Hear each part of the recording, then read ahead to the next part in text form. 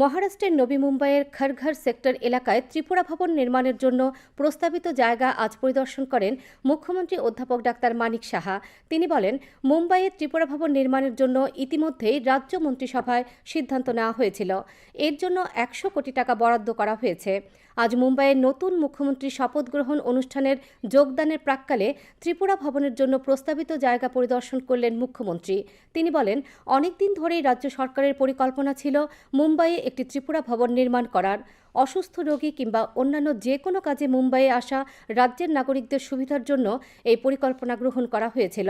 মুম্বাইয়ের tata cancer হাসপাতাল থেকে মাত্র ৪-৫ কিলোমিটার দূরে অবস্থিত ত্রিপুরা ভবনের জন্য প্রস্তাবিত এই জায়গা ঘুরে দেখেন তিনি।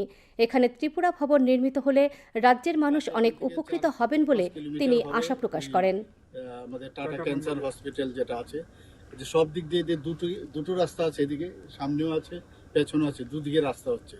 এবং এখানে সিকিম থেকে আরম্ভ করে অন্যান্য কয়েকটা স্টেট ওনারাও নিয়েছেন। তো আমি আশা করি যে এটার যে স্ট্রাকচার বা ওটার যে ডিজাইন বানানো হয়েছে আমি দেখেছি, এক দুটো জায়গায় হয়তো বা আবার কথাবার্তা বলে একটু মডিফাই আমরা করব। তো আমরা অলরেডি প্রায় ১০০ কোটি টাকার মতো আমরা ক্যাবিনেটে স্যাংশন দিয়েছি। তো সেই অনুযায়ী জায়গাটা আমরা নিয়েছি। আজকে দেখলাম, আমার কাছে খুব ভালো লাগলো।